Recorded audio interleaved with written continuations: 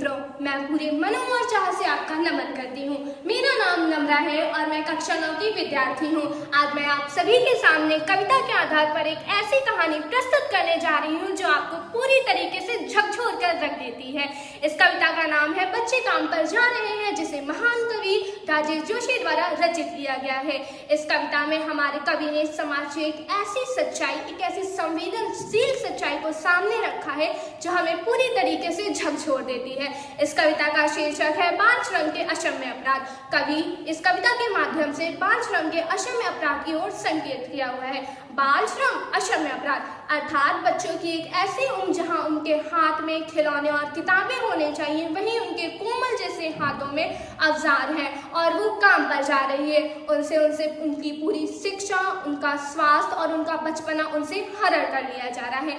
आइए इस कविता की ओर बढ़ते हैं। कवि जब सुबह सुबह अपने बिस्तर से उठकर बाहर का दृश्य देखते हैं तो वो देखते हैं कि कुछ बच्चे बस्ता लिए हुए विद्यालय की ओर कदम बढ़ा रहे हैं। वहीं कुछ बच्चे अपने नन्हे मासूम जैसे हाथों में औजार लिए काम पर जा रहे हैं। कवि को ऐसा दृश्य देखकर उनके मन में बहुत गहरी पीड़ा उठती है और वो कहते हैं कि इनके हाथों में खिलौने और किताबें होने चाहिए, वहीं ये काम पर जा रहे हैं।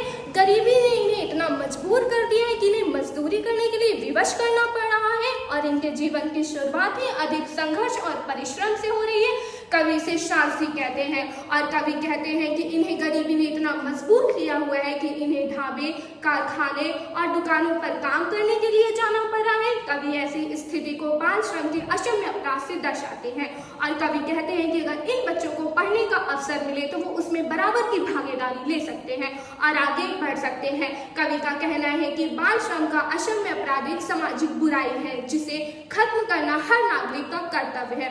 और कवि कहते हैं कि माता पिता अपने बच्चों से उनका बचपना ना छीने, उन्हें पढ़ने का, खेलने का और उनके सभी अधिकारों का हक है कि वो उसका इस्तेमाल कर सके।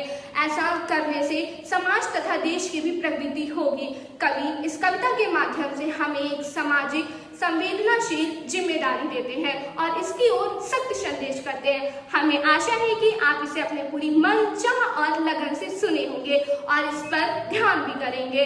आपका मैं बहुत बहुत धन्यवाद करना चाहती हूँ अपना कीमती समय देने के लिए और हमें सुनने के लिए। धन्यवाद।